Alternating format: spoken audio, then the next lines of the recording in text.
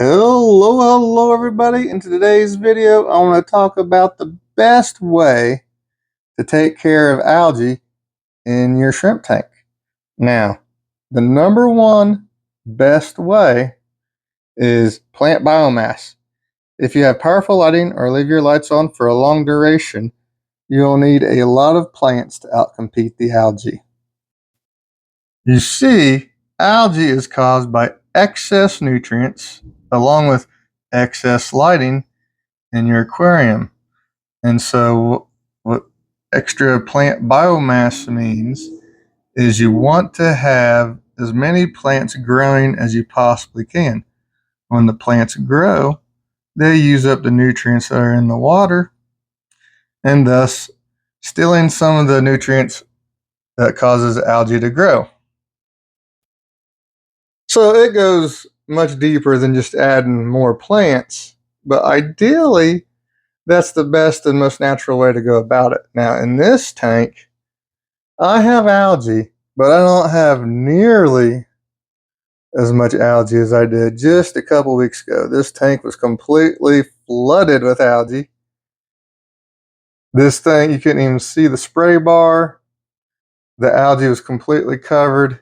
This little pile of algae was a solid mountain all the way up to there.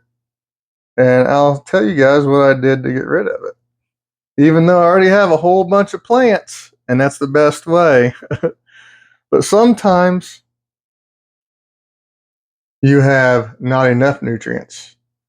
What I mean by that, it can be a nutrient imbalance. So my problem is I don't fertilize my tanks, but I have really hard water with lots of nutrients in the water, and I have way too much light for what I need without fertilizing or using CO2, which I don't want to do any of that stuff in my shrimp tanks.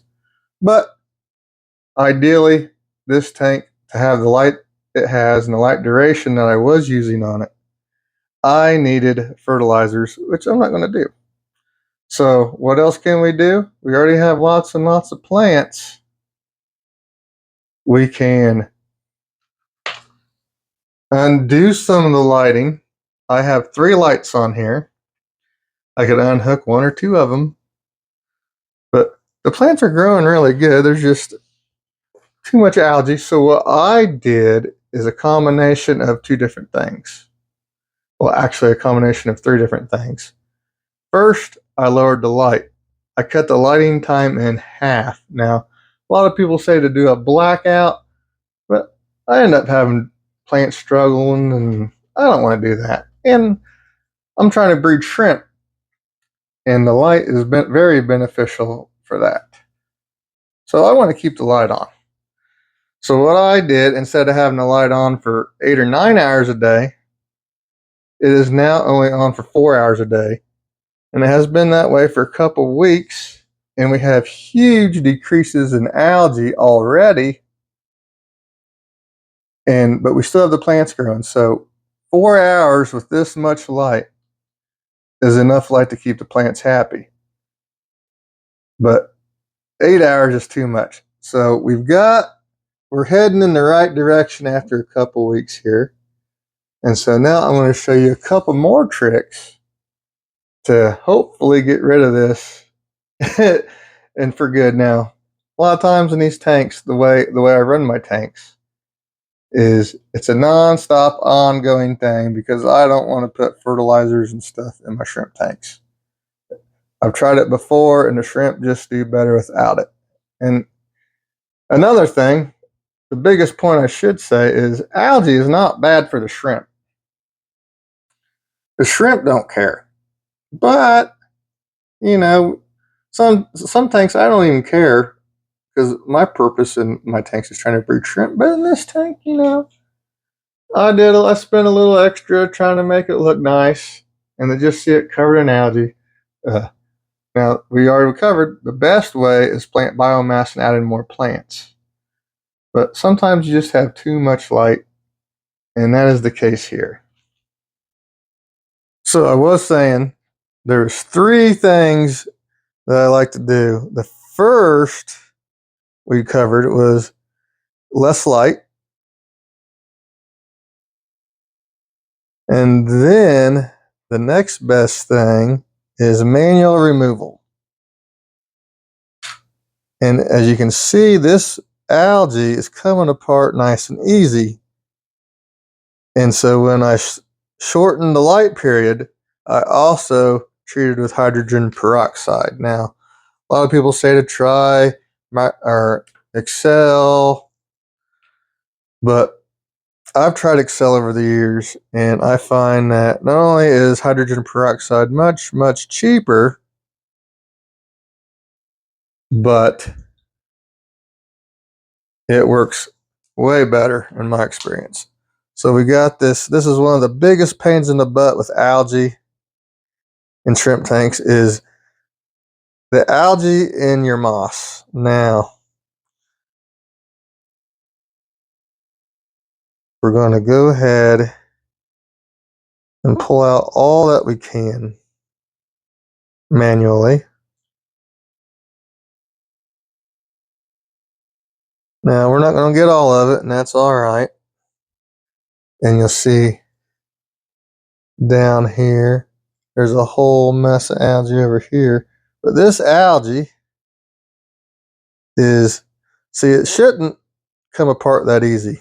And that's why a lot of it died. So not only did I shorten the light period down to only 4 hours a day, but I hit everything with hydrogen peroxide. And then we'll go ahead and do that when we're done doing everything we're doing, and I'll show you the process for that.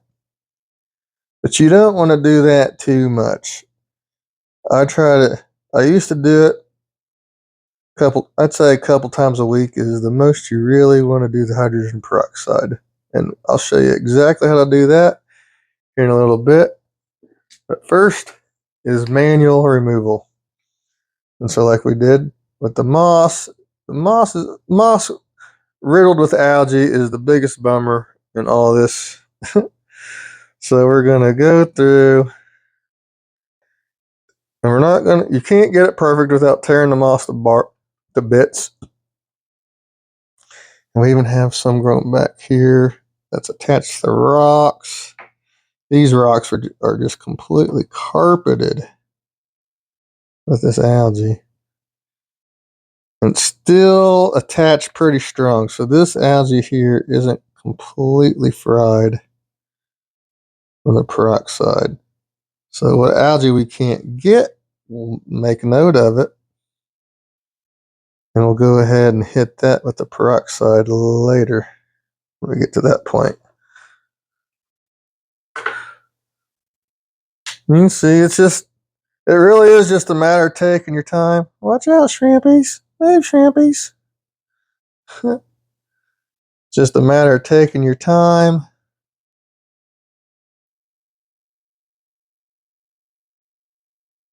And not hurting the shrimp when you're doing this. So we'll take this mat over here. Watch out, shrimp.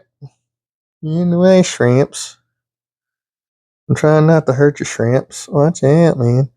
So the problem we're going to have here is this moss has something weighing it down, and this one really doesn't. And when we add hydrogen peroxide to this, it's going to make it want to go crazy. And so we have this over here still. This, see how this, and all this is coming up real easy because we've done the peroxide. And again, I'm going to show you guys that here in a little bit, but we're not to that point yet. The first thing you want to do is manually remove all that you can. So I done that the first time, and that's not on the video. That was a couple weeks ago. All right, there we go. Got some algae back here.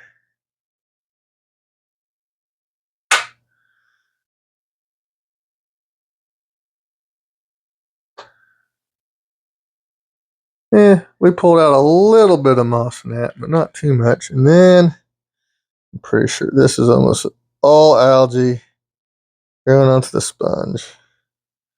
The sponge is right up next to the light. So everything. Sure, a lot of nice looking shrimp in here. Speaking of shrimp, this is my doing something new with the Skittles.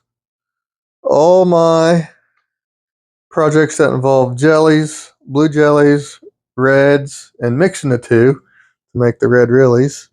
I've showed you guys in previous videos. This is the culls from all those different tanks. So we'll have all kinds of cool, interesting shrimp popping up in here.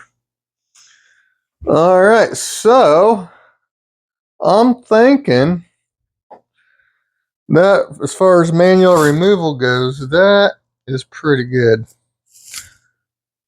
So I want to try to find a couple, 3 rocks to weigh down these mats of moss. So then when we do our hydrogen peroxide, they don't float. Because what it is, algae or hydrogen peroxide is an oxidator. And the cells of algae are less complex than the cells. Well, I don't know if that's the right word. I'm not a plant biologist, but that is the layman's explanation. And so, unless you overdo it, now some plants may be sensitive to it. I haven't had too many. Now, I've tested the limits with peroxide, and there is a limit. I once had a whole bunch of algae riddled moss. I threw in a 5-gallon bucket and just blasted it with peroxide, and it fried all the moss. So there's definitely limits. And when you have critters, like we have shrimp in here, and we're talking about shrimp tanks, you really want to make sure that you don't go over this limit that we're about to talk about. Let's get on to it. Hydrogen peroxide in a shrimp tank. So if you have loose patches of moss, take my word for it. If you do hydrogen peroxide, you definitely want to make sure your moss patches are anchored down. Because when you add this hydrogen peroxide, all hydrogen peroxide is water. Hot water is H2O. So hydrogen peroxide is H2O2. So it's water with an extra oxygen. So if you've seen cleaners like OxyClean, it's the same thing. It's oxidizing the simple cells first. And now the hydrogen peroxide trick is something I've been doing for years, and I got it from Mark Shrimp Tanks many years ago, and I've been doing it for years. And I will say it is 100% safe. It's never given me issues, as long as you don't put in too much. If you put in too much, you're probably going to have issues. Alrighty, so when I say hydrogen peroxide, I mean this stuff right here. The 3% that you get at the drugstore. 3% hydrogen peroxide. I'm going to pour some of this into a cup. And now the max dose, this is a 75-gallon aquarium. So that means you can do 1.5 milliliters per gallon. And that will be safe for all your shrimp and critters and your plants. As far as I haven't had any negative effects in my experience doing it this way. And so let's see,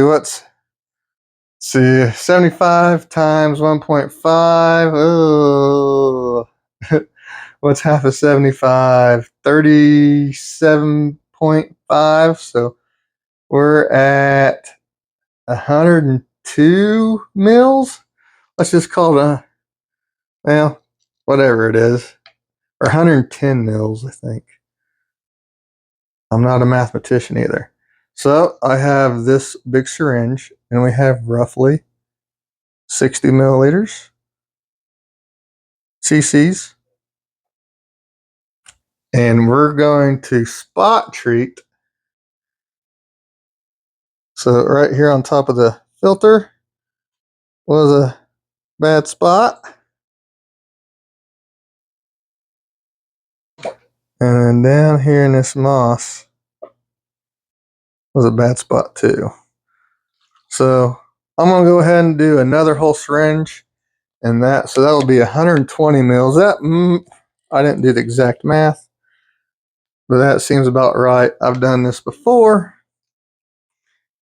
like this with the same dose and never had any problems. So all these little rocks that have a little bit of algae growing on them, just getting a little squirt on them.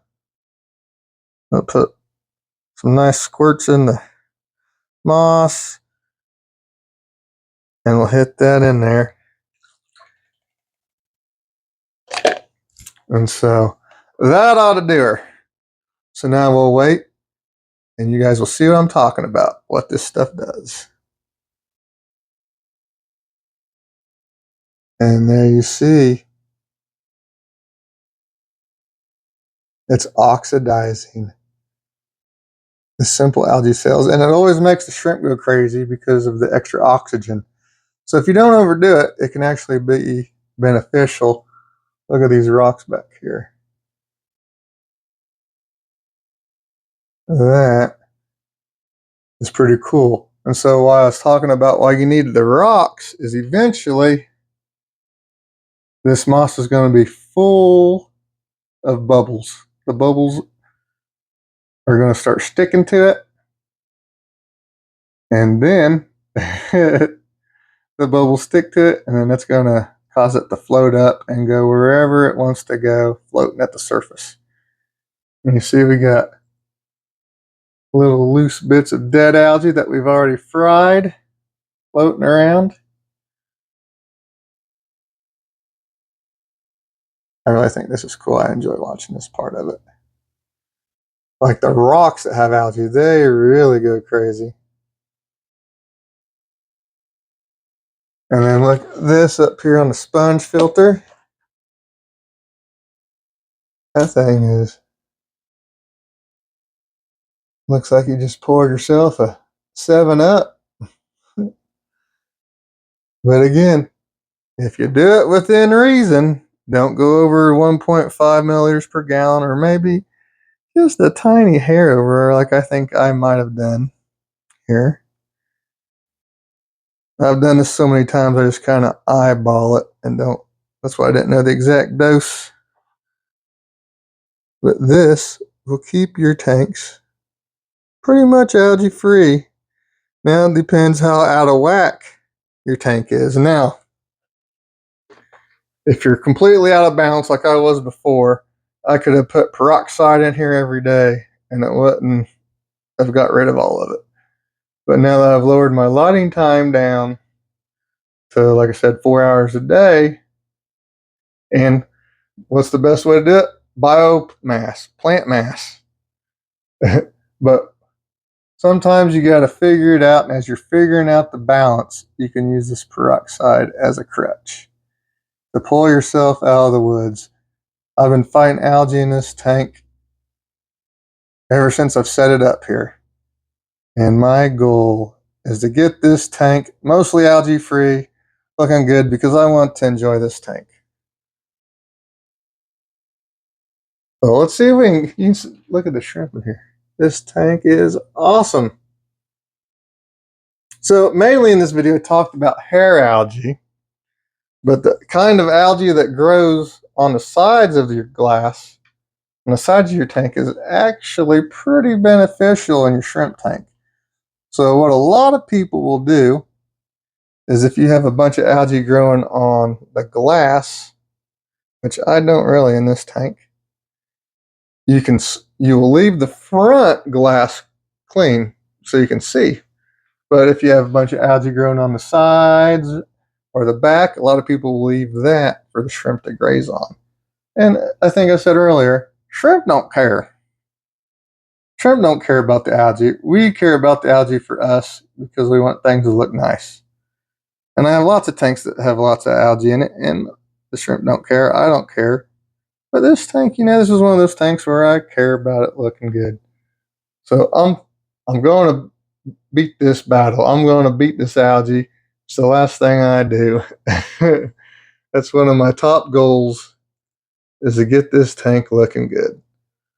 So we'll do a little time lapse here, and you'll see just what this hydrogen peroxide stuff will do over the course of a couple hours.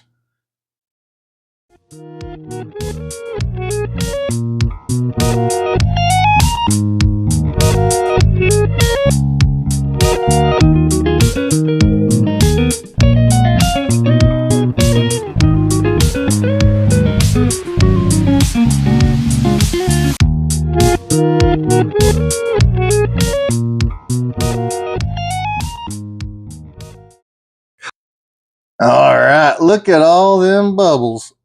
That is all oxygen bubbles from the hydrogen peroxide with that extra oxygen atom oxidizing. It's the same concept as like the OxyClean, OxyType cleaning products, but in a dose that's safe for our critters and plants, but is harmful to the more basic celled algae forms. So in closing, to fight algae, you're going to want lots and lots of plant mass. That is going to suck up the excess nutrients and hopefully take care of your algae. Now, sometimes you just have way too much light, like I do in this tank. And so what I did, I lowered the light. Now you can get a lesser bright light, or you can decrease the amount of time that your lights are on. In this case, I simply decreased my photo period from, like I said, 8 hours to 4 hours. And after 2 weeks of that, my plants are still pretty happy and the algae is fading off. So then I suggest manually remove whatever you possibly can without completely destroying your tank. What you could remove whatever you can. And then whatever you just can't get, like all this crap intertangled in this moss, treat with H2O2, hydrogen peroxide. Be careful. Again, the dose is 1.5 milliliters or cc's per gallon of water. So that means on a 10-gallon tank, you could do 15 milliliters. 100-gallon tank, you could do 150 milliliters. And on this 75, I never did do the actual math, but I usually do 120 milliliters on my 75-gallon tanks when they need it. Now, you don't want to do this all the time. I think